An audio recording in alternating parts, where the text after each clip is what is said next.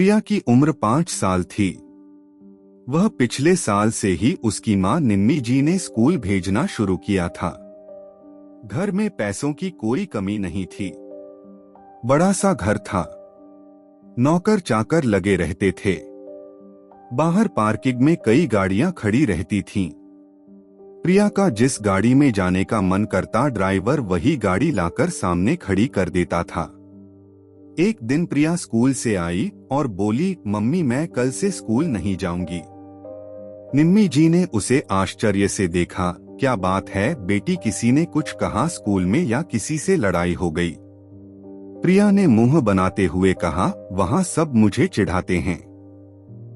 वे मेरी गाड़ी को देखकर चिढ़ते हैं। मेरी क्लास में मैं ही अकेली गाड़ी से जाती हूँ। बाकी सब स्कूल बस से या पैदल जाते हैं। निम्मी जी ने कहा, लेकिन बेटी इसमें चिढ़ने की क्या बात है, कुछ दिन में सब चुप हो जाएंगे। औरों की बातों पर इतना ध्यान मत दिया करो। प्रिया बोली, मैं कल से बस में स्कूल जाऊंगी। निम्मी उसे बहुत समझाती रही, लेकिन वह नहीं मानी और अगले दिन स्कूल नहीं गई। निम्मी जी ने अपने पति प्रशांत जी से बात की तो वो बोले, कोई बात नहीं, मैं स्कूल जाकर बात कर लूंगा, कुछ दिन जाने दो इसे, बस में फिर वापस कार से जाने लगेगी। अगले दिन प्रशांत जी स्कूल में बात कर आए। तीसरे दिन प्रिया बस से स्कूल पहुंच गई। आज उसे किसी ने नहीं चिढ़ाया था। प्रिया बहुत खुश थी। अब वह हर दिन बस से स्कूल जाने लगी। प्रिया की दोस्ती धीरे धीरे होने लगी। उसके दोस्तों का एक ग्रुप बन गया था। एक दिन स्कूल की ओर से सभी को पिकनिक पर जाने के लिए कहा गया। प्रिया ने अपने घर आकर बताया। निम्मी जी ने कहा, बेटी तू तो बहुत छोटी है, अपना ध्यान कैसे रखेगी? इस साल रहने दे, अगले साल चली जाना। यह सुनकर प्रिया गुस्सा हो गई। आपको पता है मेरे सारे दोस्त जा रहे हैं, आप ही ज्यादा डरते हो। निम्मी जी बहुत देर तक उसे समझाती रहीं, लेकिन जब वह नहीं मानी तो उसे पिकनिक पर भेजने को तैयार हो गई। इस शनिवार को पिकनिक पर जाना था। निम्मी जी ने सारी तैयारी कर दी थी। बिस्कुट, नमकीन, पेस्ट्री सब उसके छोटे से बैग में सजाकर रख दी थी। साथ ही जूस और पानी की बोतल भी। सभी समय पर सभी बच्चे पिकनिक के लिए रवाना हुए। शहर से बहुत दूर एक हिल स्टेशन पर सभी बच्चे पहुंच गए।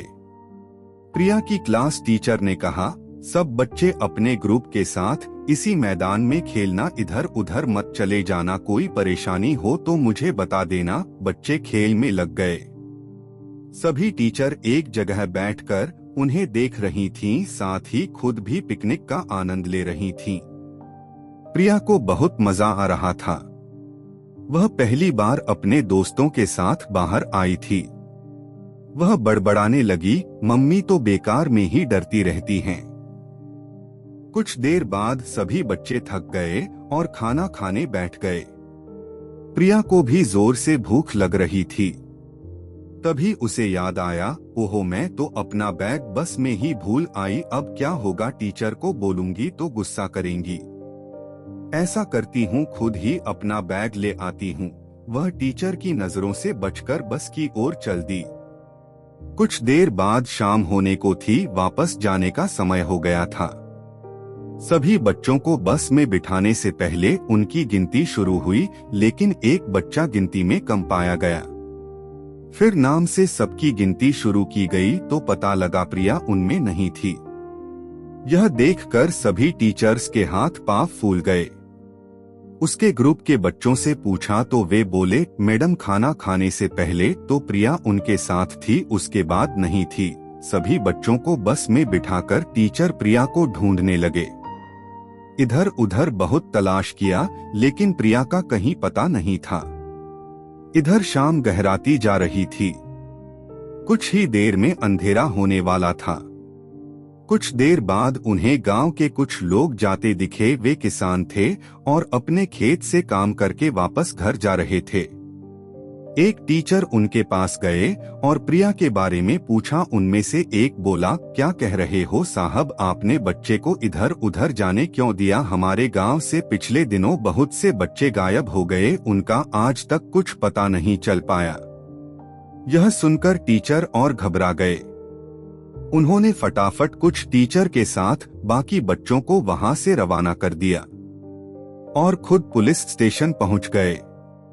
पुलिस इंस्पेक्टर को सारी बात बताई। तब उन्होंने कहा, आप सबसे पहले इसके मम्मी पापा को खबर कीजिए, फिर मेरे साथ चलिए, गांव में पूछताछ करते हैं, शायद किसी ने बच्ची को देखा हो।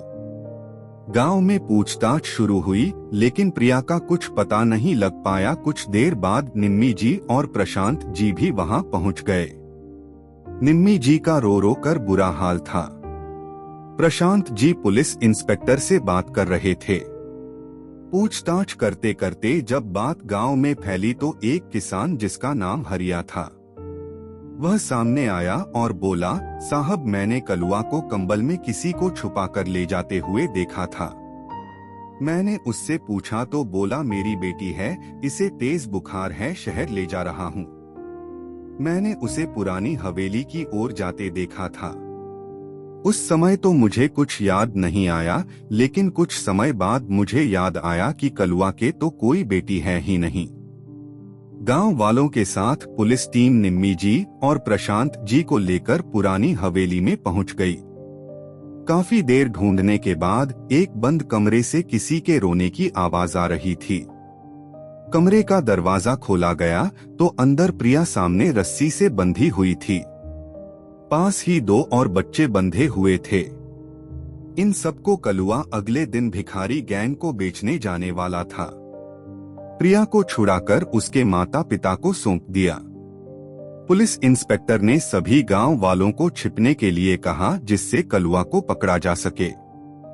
सभी हवेली में छिप गए।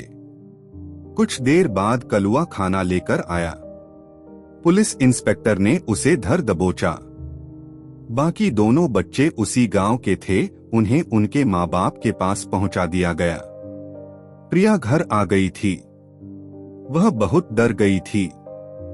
अगले दिन निम्मी ने पूछा तो उसने बताया, मम्मी जब मैं बस से अपना बैग लेकर वापस आ रही थी, तब मुझे किसी ने पीछे से पकड़ लिया। उसने मेरा मुंह बंद कर दिया और वह जल्दी से बस के पीछे से घूमकर इस हवेली में पहुंच गया।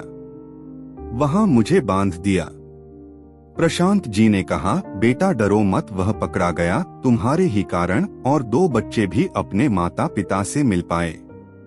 प्रिया कई दिन तक स्कूल नहीं गई। वह गुमसुम सी बैठी रहती थी।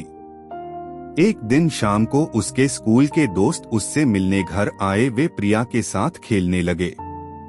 फिर प्रिया का डर दूर हो गया। वह अगले दिन से स्कूल जाने लगी। स्कूल में सभी उसे जानने लगे थे। सभी टीचर, सभी स्टूडेंट छोटी सी प्रिया का बहुत ध्यान रखते थे। इतने बड़े हादसे से निकलकर वह बहादुर बच्ची पूरे स्कूल में चहकती रहती थी।